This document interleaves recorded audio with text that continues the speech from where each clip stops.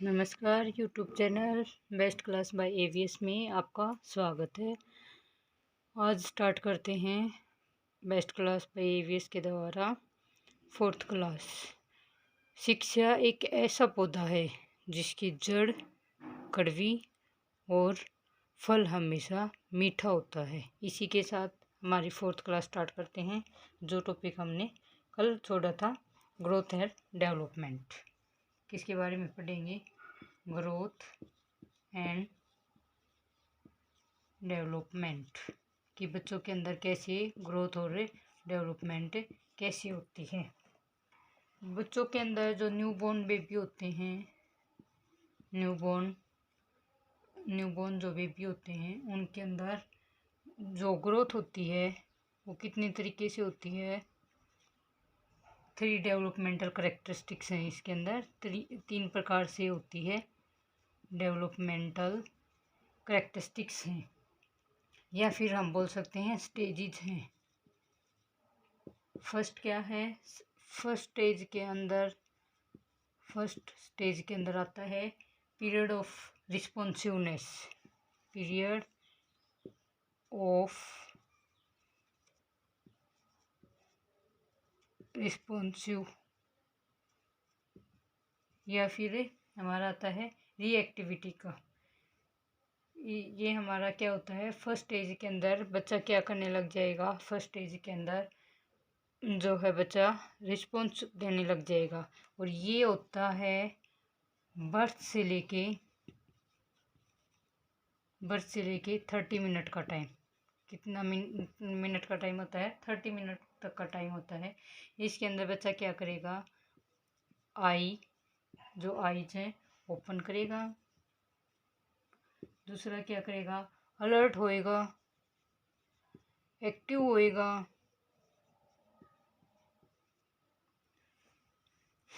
Moving करेगा इधर उधर,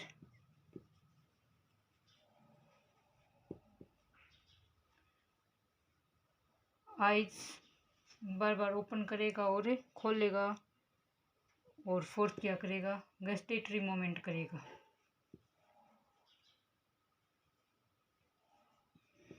गस्टेटरी मूवमेंट के अंदर क्या आ जाएगा? मोमेंट ट्राई टू गस्टेटरी, यानी कि जो हमारी जीभ है, बच्चे की जीभ है, वो क्या करेगी? टेस्ट के लिए ट्राई करेगी, जीभ को बाहर निकालेगा। अब इसके बाद आती है हमारी, ये है फर्स्ट स्टेज। अब आती है सेकंड स्टेज। जो सेकंड स्टेज है वो सेकंड स्टेज हमारी सेकंड आ जाएगी। इसको हम क्या बोलते हैं? पीरियड ऑफ, ये थी हमारी पीरियड ऑफ रिस्पॉन्सिवनेस या फिर रिएक्टिविटी की। इसके अंदर बच्चे की रिएक्टिविटी क्या हो जाएंगी? डिक्रीज ऑफ एक्टिविटी वाली स्टेज आ जाएगी इसके अंदर। और इसके अंदर बच्चे का जो टाइम पीरियड होता है वो 30 मिनट से लेके, क्योंकि फर्स्ट स्टेज हमारी 30 मिनट से लेके 2 आवर्स तक की ये स्टेज होती है। इसके अंदर बच्चा क्या कर लेगा? अपनी आइज क्लोज, यानी कि कहने का मतलब जैसे ही बच्चा पैदा होएगा उस टाइम पे वो थोड़ा एक्टिव रहेगा, क्राई करेगा, बच्चा अलर्ट होएगा, आइज ओपन रखेगा। लेकिन जैसे ही 30 मिनट्स या 2 आवर्स हो जाते हैं, बच्चा अपनी आइज क्लोज करनी स्टार्ट कर देता है। बच्चा अपने आइज को क्लोज कर लेगा। अब आता है इसके बाद थर्ड स्टेज होती है वो हमारी क्या होगी? दोबारा से एक्टिविटी के अंदर आ जाएगी। किसके अंदर आ जाएगी? एक्टिविटी के अंदर आ जाएगी। बच्चा एक्टिव हो जाएगा और अलर्ट हो जाएगा। तो ये स्टेज होती है हमारी थर्ड स्टेज आ जाएगी। थर्ड स्टेज के अंदर आएगा हमारा जब बच्चा 2 से 8 घंटे की अवधि के अंदर होता है। उस टाइम पे क्या करता है? दोबारा से एक्टिव हो जाएगा, अलर्ट हो जाएगा, और पासिंग ऑफ मिकोनियम, बच्चा क्या कर लेगा? मिकोनियम को पास कर लेगा। मिकोनियम क्या होता है?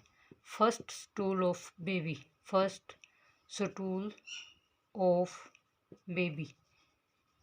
मेकोनियम क्या होता है? First stool of baby. Important question है, कई बार पूछा जाता है एग्जाम में कि जो बच्चा पहला स्टूल पास आउट करता है उसको क्या बोलते हैं? मेकोनियम। मेकोनियम क्या है? First stool of baby. और ये अपने ग्रोथ की अपने डेवलपमेंट की थर्ड स्टेज के अंदर क्या करेगा? पास कर लेता है लगभग। ठीक है, फिर ग्रोथ और डेवलपमेंट दोनों चीज़ें हैं क्या, इनके बारे में पढ़ेंगे कि ग्रोथ क्या है और डेवलपमेंट क्या है। ग्रोथ है ये हमारी, ग्रोथ है ये क्या है? हमारी क्वांटिटी, क्वांटिटी को दर्शाता है। क्वांटिटी का मतलब जिसको हम काउंट कर सकते हैं, और जो हमारी डेवलपमेंट है वो हमारी क्वालिटी। ये क्वेश्चन भी कई बार आता है कि ग्रोथ हमारी क्वांटिटी जिसको हम काउंट कर सकते हैं, डेवलपमेंट जो क्वालिटी हमारे गुण को दर्शाता है जिसको हम किसी चीज़ के द्वारा मेजर नहीं कर सकते, नाप तोल नहीं सकते। जो ये है हमारी क्वांटिटी के अंदर, जैसे हमारी फिजिकल पैरामीटर्स आ जाएंगे, जैसे वेट है, हाइट है। और क्वालिटी के हमारे क्या आ जाएंगी? जो हमारी इंटेलेक्चुअल यानी कि इंटेलिजेंस पावर है, हमारी इंटेलेक्चुअल स्किल्स, वो इसके अंदर क्या हो जाएंगी? काउंट हो जाएंगी। जैसे इसके अंदर फिजिकल पैरामीटर के अंदर हाइट आ गया, वेट आ गई। ठीक है, ये इसके अंदर आ जाएगी हमारे सोशल स्किल्स। सोशल स्किल्स यानी कि समाज के साथ हम कैसे बात करते हैं, कैसे समझते हैं, बड़ों का आदर करना, ये सब हमारी, जैसे किसी बच्चे को बोलते हैं बहुत अच्छा चेंट बच्चा है, बोलना अच्छा आता है, तो उसके अंदर क्या होती है? डेवलपमेंट अच्छी होती है। और जो जिसकी हाइट अच्छी होती है, वेट इंक्रीज होता है, उनकी क्या होती है? ग्रोथ होती है। ये क्या है? मेजरेबल यूनिट है,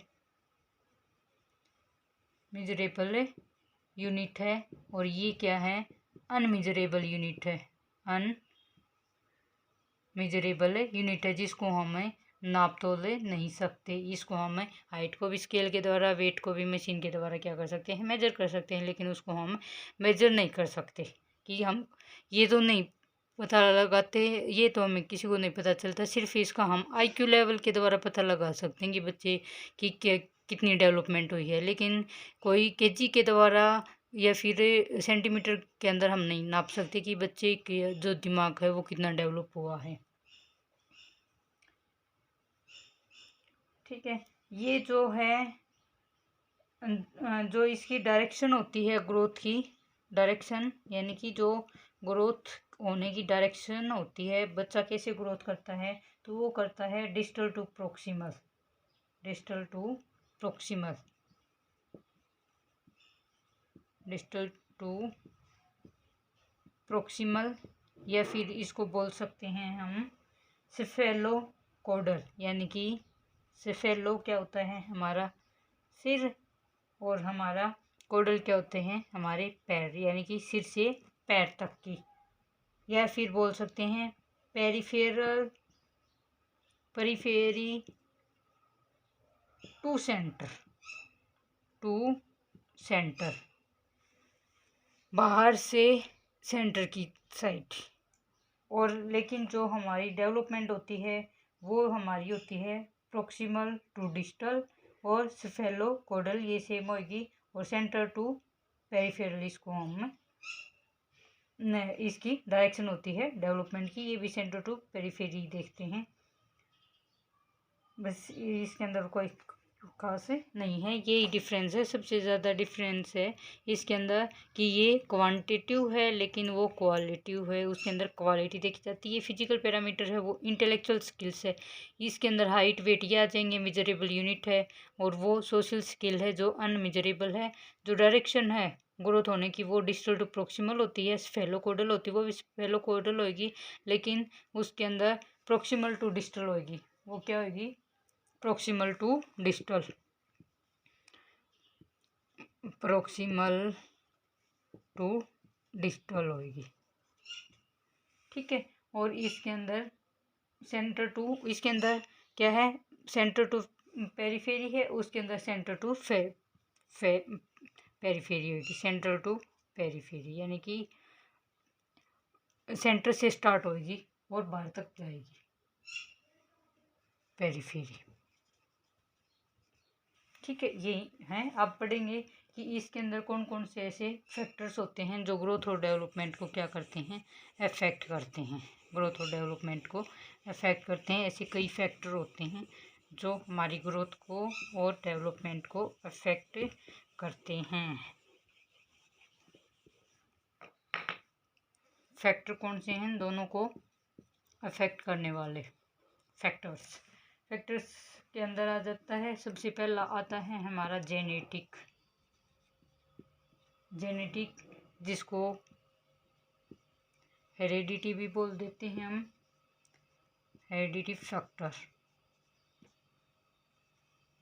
हेरेडिटी का मतलब जो हमारे क्रोमोसोम्स होते हैं, जो हमारे क्रोमोसोमल फैक्टर होते हैं, जो हमें हेरेडिटी हम अपने पेरेंट्स से हमें मिलते हैं। जैसे एक आता है, यानी कि क्रोमोसोम्स हमारे वैसे कितने होते हैं, क्रोमोसोम्स हमारे होते हैं 46 क्रोमोसोम्स होते हैं, और पेयर होते हैं 23 पेयर्स होते हैं, जिनको हम गुणसूत्र बोलते हैं। वो हमारे 26 क्रोमोसोम्स होते हैं टोटल, और 23 पेयर के अंदर होते हैं। इस प्रकार से एक के साथ 2 होता है, इस प्रकार से हमारे कितने होते हैं, 23 पेयर्स होते हैं। तो इनके अंदर 46 क्रोमोसोम्स के अगर 44 हो जाए तो दिक्कत है, 45 हो जाए तो दिक्कत है, 47 हो जाए तो दिक्कत है।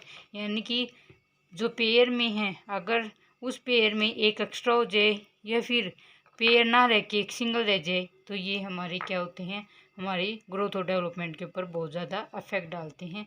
ये पेयर्स के अंदर होते हैं। और उन बच्चों के अंदर जैसे मान लो हमारा क्या है, जो 21 का क्रोमोसोम्स होता है, उसके अंदर हमेशा क्या होता है, एक ट्राइजोमी होता है। ट्राइजोमी का मतलब, ट्राई का मतलब 3, यानी कि 21 वाले क्रोमोसोम्स के अंदर एक क्या हो जाएगा, एक्स्ट्रा हो जाएगा, और जिसकी वजह से डाउन सिंड्रोम होएगा। डाउन सिंड्रोम होएगा। वेरी वेरी इम्पोर्टेंट, जो ये अब कर रहे हैं क्रोमोसोम्स, बहुत ज़्यादा इम्पोर्टेंट हैं। इनमें से बहुत ज़्यादा आते हैं।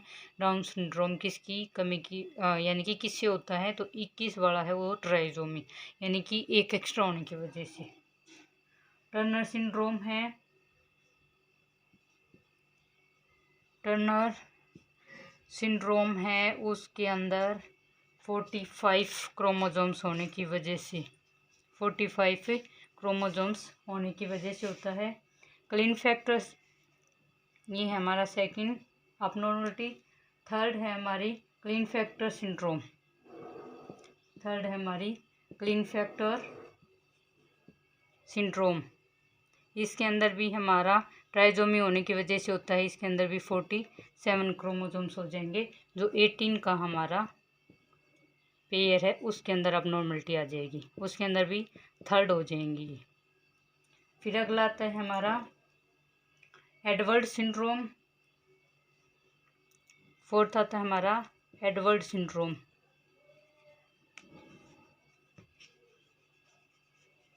इसके अंदर भी क्या हो जाएगी, एडवर्ड के अंदर भी एक क्रोमोसोम्स है वो हमारा एक्स्ट्रा हो जाएगा। इसके अंदर भी ट्राइजोमी हो जाएगी, और जिसकी वजह से बच्चे के अंदर मेंटली प्रॉब्लम होंगी। ये सभी जो क्रोमोसोम्स हैं इनके अंदर मेंटली प्रॉब्लम होती है सबके अंदर। फिर एक होता है हमारा पटाऊ सिंड्रोम, पटाऊ सिंड्रोम, ये इसके अंदर भी ट्राइजोमी हो जाएगी। सबसे ज़्यादा ये टर्नर सिंड्रोम के अंदर सिर्फ कम होएगा, और बाकी जितने भी हमारी अबनॉर्मलिटी आती हैं क्रोमोसोम से, जो 13 का क्रोमोसोम्स होता है उसके अंदर होता है हमारा पटाऊ सिंड्रोम जिसके अंदर हमारे क्रोमोसोम्स 47 हो जाएंगे, एक पेयर बढ़ जाएगा हमारा। सिर्फ टर्नर सिंड्रोम के अंदर एक पेयर कम होएगा और बाकी सब के अंदर एक्स्ट्रा बढ़ेंगे। चाहे वो डाउन सिंड्रोम हो उसके अंदर भी बढ़ेगा, क्लीन फैक्टर के अंदर भी बढ़ेगा, एडवर्ड के अंदर भी बढ़ेगा और पटाउ सिंड्रोम के अंदर भी बढ़ेगा, ये सब के अंदर बढ़ेगा। और क्वेश्चन यही आता है कि ट्राइजोमी किसके अंदर होती है, और सबसे ज़्यादा क्वेश्चन पूछा जाता है, वो पूछा जाता है डाउन सिंड्रोम का। जो 21 का जो क्रोमोसोम्स है उसके अंदर ट्राइजोमी होने की वजह से ये सिंड्रोम होता है, सबसे ज़्यादा इम्पोर्टेंट यही है। और सबसे ज़्यादा ग्रोथ और डेवलपमेंट को अफेक्ट भी यही करते हैं, यही सबसे बड़ा रीज़न है। अगला क्या फैक्टर आ जाएगा, ये तो हमारा था जेनेटिक और हेरिडिटी फैक्टर के अंदर। सेकंड क्या आ जाएगा इसी का हमारा करेक्टरिस्टिक्स ऑफ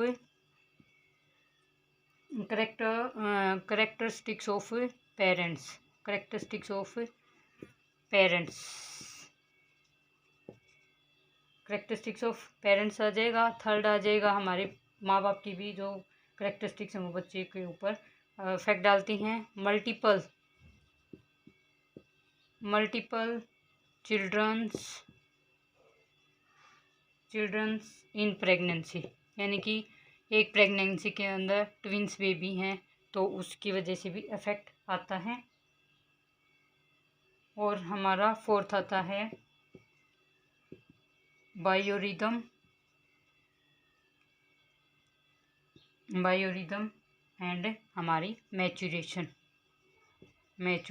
हमारा जो हम मैच्योर होते हैं उसके हिसाब से, यानी कि जैसे मैचुरेशन और बायोरिदम के अंदर आ जाता है। जैसे मदर और जो डॉटर होती है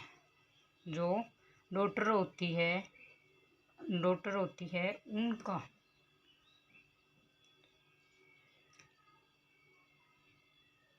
जो डॉटर होती है उन दोनों के अंदर जो हमारे मीनार्स की एज होती है वो सेम मानी जाती है, सेम बताते हैं। अगर मदर को मीनार्स क्या होता है, फर्स्ट मेंसेज पीरियड, जो फर्स्ट महिला का मेंसेज पीरियड आता है उसको बोलते हैं मीनार्स, यानी कि वो सेम होती है। 13 एज के अंदर मदर को स्टार्ट हुआ है फर्स्ट पीरियड तो डॉटर को भी होएगा, मे बी 100% नहीं है, ये मानते हैं बायोरिदम और मैचुरेशन के अंदर कि सेम होती है।